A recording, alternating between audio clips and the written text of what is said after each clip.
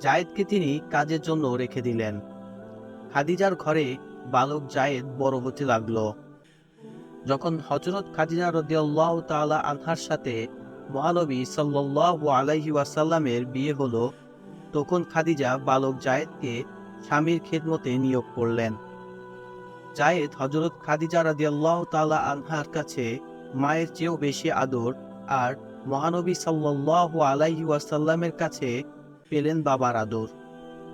এমনি করে জায়েদের দিনগুলো সুখে কাটছিল। তবে একদিন ঘটল এক ঘটনা।